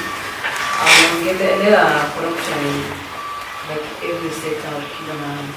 If someone who has or who uses the wheelchair comes to our office and he wants to access chairman's office, atapata nafasi ya kwenda ama itabidi amebebo. Can somebody answer that? Sini kweli, like if you can see this institution, hatuna round, we don't have round hapo kwa mlango or round kuweza kwenda kwa first floor, and it shows like let me say it shows there are a lot of things that we just see them as normal, but it is affecting people. For example, the PWD, kwa sababu hawata mtu mwenye anatumia wheelchair hawezi access huko juu unless ubebe wheelchair kando na yeye mwenyewe abebe kando. Si ni kweli? Is there no limitation kwake ama any general question too? Kuna mtu akona swali? Okay, kama akona swali nitauliza swali tu. How do we move people from awareness of corruption to actually acting on it? Tutatoka haje ama how do we move people from awareness? Like we are just giving awareness on corruption. Tunafaa kutem corruption by doing this. Tunafaa kufanya corruption by to fight corruption by doing this. Ni nini hicho ambacho kinapelekea sisi tuweze kufanya ama tuweze kuambia wale kuweka msingi or making those people act? Si kusema tu ama si kupeana tu awareness. Ni nini tunaweza kufanya tuone kwamba watu wameweza kufanya ama wameweza fight corruption? Ndani ya nimechangia hiyo kitabu. What can we like we move from the awareness to actually? I think it's the doing for kila kitu. Kujua tu information kama ina impact haitasaidi. And kuna hizi institutions zenye ziko already in place za ku fight corruption on our behalf.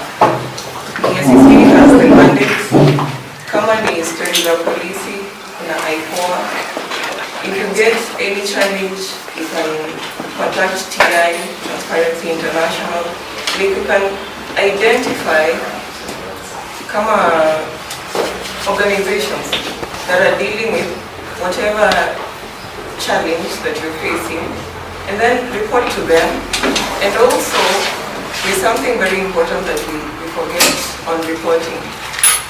If you're in a position you get evidence, because that is what will bulk up your claim. You have to get some form of evidence that this was kuna mtu mwenye alikuwa anaitisha hii, unaweza record chini ya maji. Like, so the nini, it's even outrage.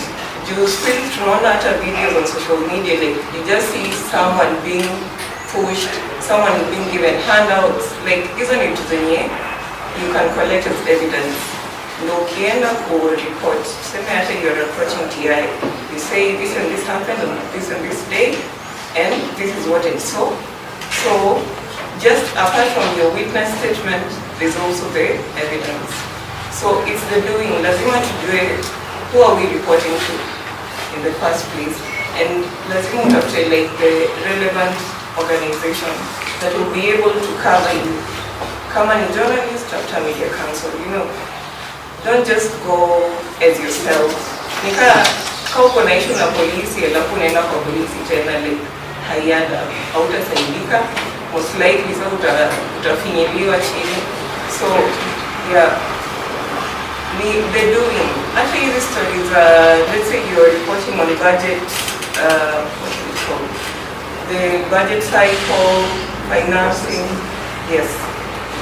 In as much as tunasemaga ati tunaenda kule na our views are not heard, we are not given the spaces, and inaweza kuwa imewekwa the next day, umeenda the next day imekuwa leo, like you'd rather go there, document what is happening, ndio ukikuja kwa ground una rant yako yoyote and you're raising awareness on the issue, utasema nilienda jana, niliona hii na hii na hii na hii. So it's the doing part that matters the most. See it, we do it, and I think you know step one. Ndiyo tulisikia kwamba tukue mstari wa mbele kuripoti ambayo inaendelea, because if you keep quiet, utaendelea. If you see something being done and you don't give out the report, it will just continue until we speak or until we do reports. And there is somebody who had said corruption will never end. It will never end if we stop speaking or we stop reporting. Asa, any other? Kuna mtu akona swali? Kuna mtu akona swali? Or comments? Kuna? Isifungie mtu nje.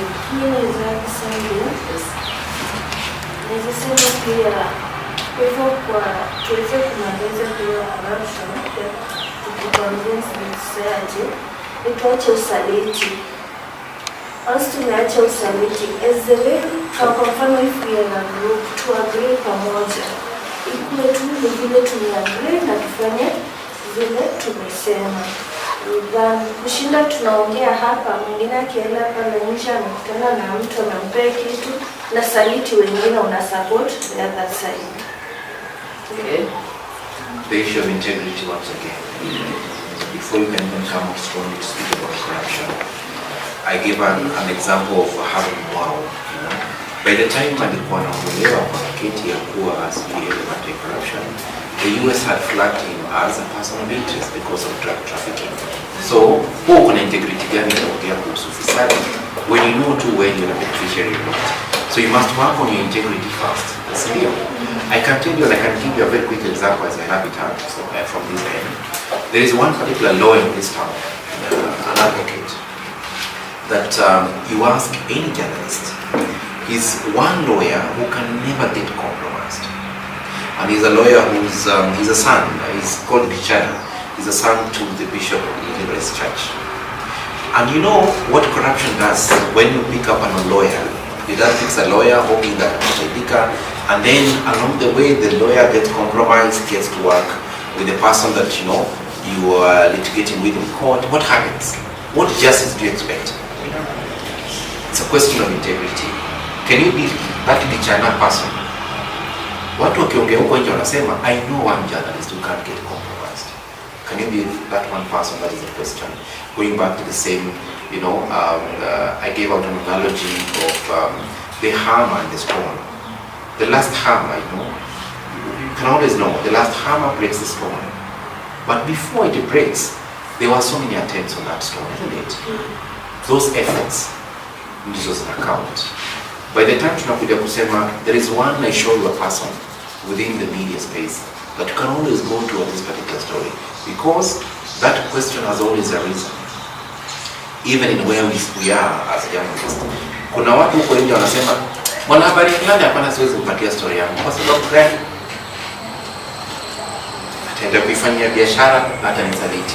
Because some of the cases are sensitive. But can you be that one person that other people can build confidence in? Kwa hiyo media space, there is one person I know we can work on this particular story. I can bring up this story. The other day, a few days ago, we saw a story by one colleague of ours in Nairobi Citizen. We were with her, we were watching news at about 7 and others. Ilikuwa ni kuhusu Pangani police station, haikuwa na steam and all that. Do you see that story? Haikuwa na power for the last 3 months, haijakuwa na power. By the time the police wanakubali kuita this one particular journalist, akuja wafanyie story. What does that mean? What does that mean? That is the word I was looking for. They have a lot of trust in that particular journalist. They have confidence in him. Keep their anonymity. They won't be hawatajulikana wao wanaita wanahabari and stuff like that. So people will always be observing. Kwa hiyo space, kwa hiyo integrity club ya yenu, ya National Polytechnic, ni nani anaweza engage? Who can't be compromised? That is always the question. And then as you walk out of this space from this conversation today, my challenge to you would be, can you be that one person within your space, whatever space it is, in charge, whatever is, can you be that one person who people can make reference to and say, hey, huyo ukimwendea, huyo hapana, huyo hawezi kubali hizi vitu zenye tunapush. The levels of integrity are quite high. Because if we do this, we raise the next generation of leaders ambao watafanya the right thing for the entire country, and they will secure a future for all of us. What should be my favorite advice? So,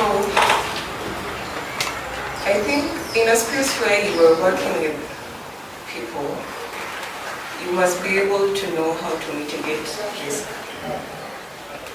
You can't really say that in a group of 10, hakuna mtu mwenye ako self-interested. People that are looking out for themselves. And you, when you're doing something, lazima ukuwe na plan A, plan B, ukuwe na plan C. Like, uangalie vile scenarios zinaweza turn out. So, in that way, you know that if something happens, at least I have a plan for that.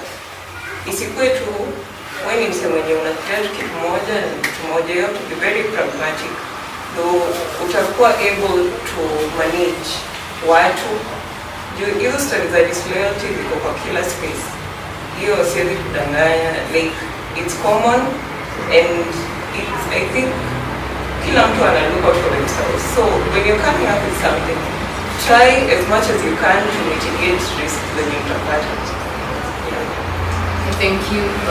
I will give it back to Ibrahim for the conclusion for today's session.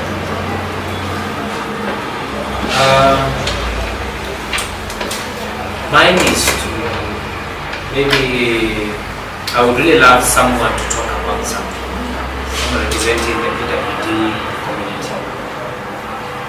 She's among us, and I felt like,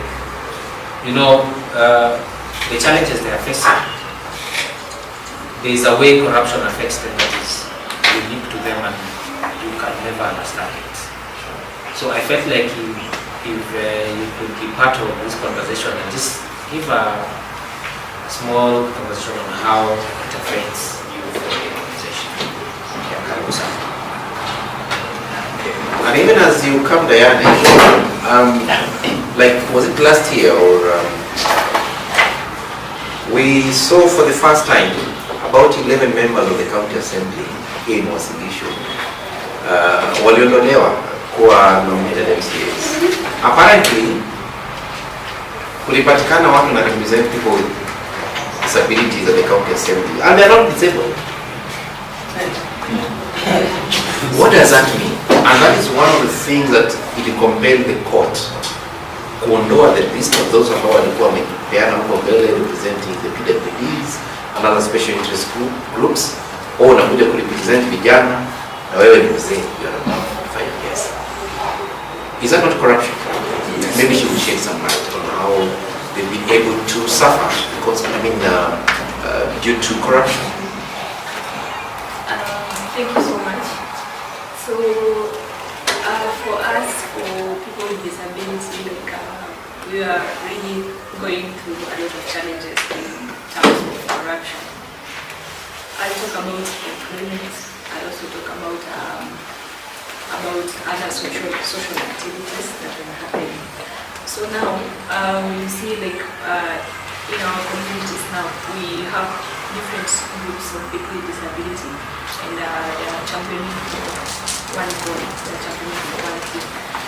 Now when you see in terms of public participation, TV talked about public participation, but for us you see when we are having a public participation individually for people with disability, then we are required to go there and then air out our problems and maybe discuss some of the things that affect us as students. You see, for somebody who is like maybe the facilitator of that specific public participation, you find out that they gather persons with disability from like rural areas to come mashinani, people who are like they really don't know so many things about the constitution, they don't even know about the Disability Act, right? So when they are being called in that public participation, you see that some of us are left out of it because maybe there is maybe being afraid of our contribution there, and because we are able to know the constitution and the Disability Act, right? Now you see in these cases people who are being called, like in our cases like the public participation that was held, I think before the budget now. So we're gonna somebody who like gonna tuma messages to the people in mashinani, calling them, now we have come for this public participation, we're going to give you 1,000 shillings for it. So mtu kutoka mashinani is not coming for the public participation in the context. He or she is coming for the 1,000 shillings. And you see for us, since we are being left completely out. For example, I'll give a very good example for the sitting volleyball. I think I have 2 members here who are playing sitting volleyball. Now the sitting volleyball, in the last financial year, the budget didn't cater for the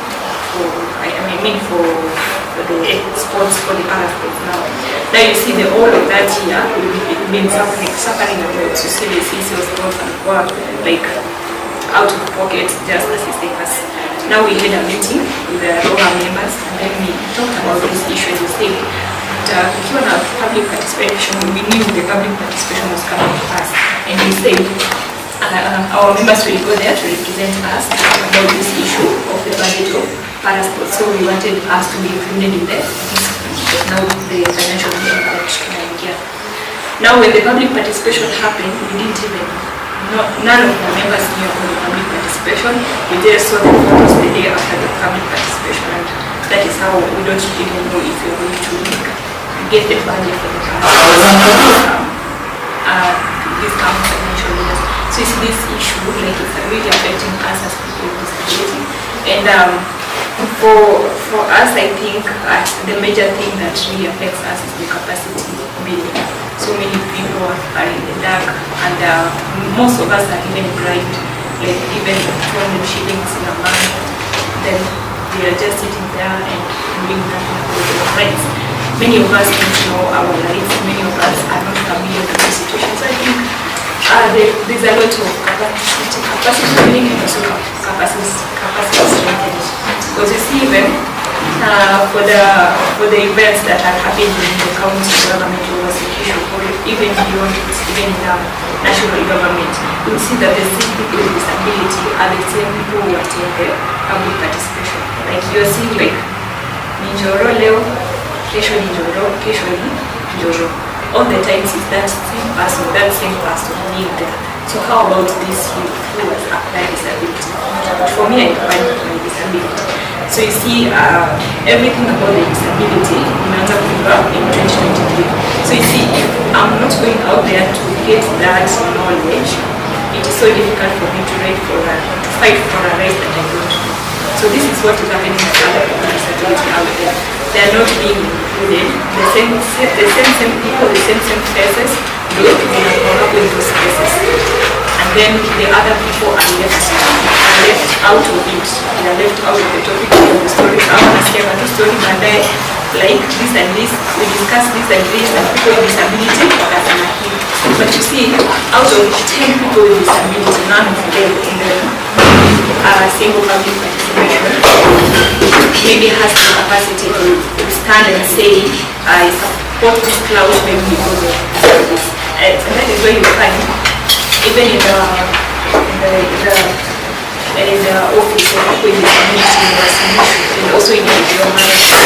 This is something that I came to realize that there is no person with disability in the office. So if I'm using a wheelchair, I'm going to that office, there's no even ramp, there's no ramp. So that means if I'm using a wheelchair, I cannot access that office. And I will be my office of the person with disability. So how am I able to feel that this office is mine or belongs to me as a person with disability if all the facilities there are not disability? So you see, these issues are issues that they narrow down to corruption because we have so many youths, even Isaac.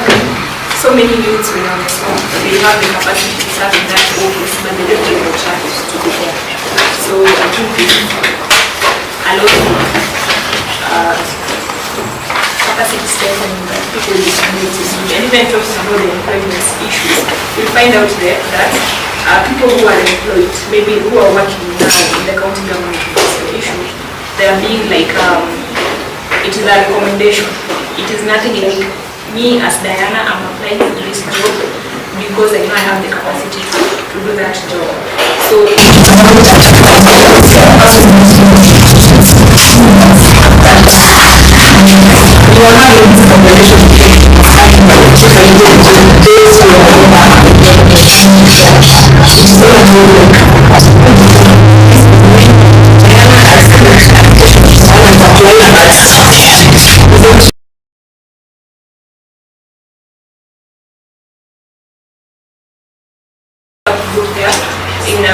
maybe supporting that people with disability. Then I raised an issue. It was actually not even an issue as such. There was like an event that I was preparing to do this event. And then we see somebody saying that, oh, we know our that like we don't even know you. And I'm like, this thing is for us. It is. I'm not doing it because of maybe tribal issues or because of any other issues. Because I feel there's need of that effect. So you see, looking at the disability world, there's a lot of corruption going on, and it's also easy to work to see that this thing has to stop. It doesn't matter if we have advocates of people with disability, but they are not disabled in a way, but maybe they are caregivers or maybe they have somebody in their family who are their experience living with the person with disability. So to some point I feel that we can also come together and also support the disability community in terms of being vocal on the issues where we feel like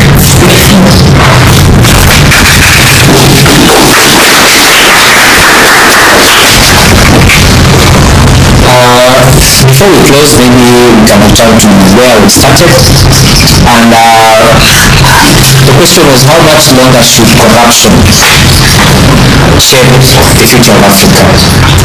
From the panelists that we've had here, I'm sure you've had so many things that maybe you didn't have access to, especially from key major partners like Transparency International.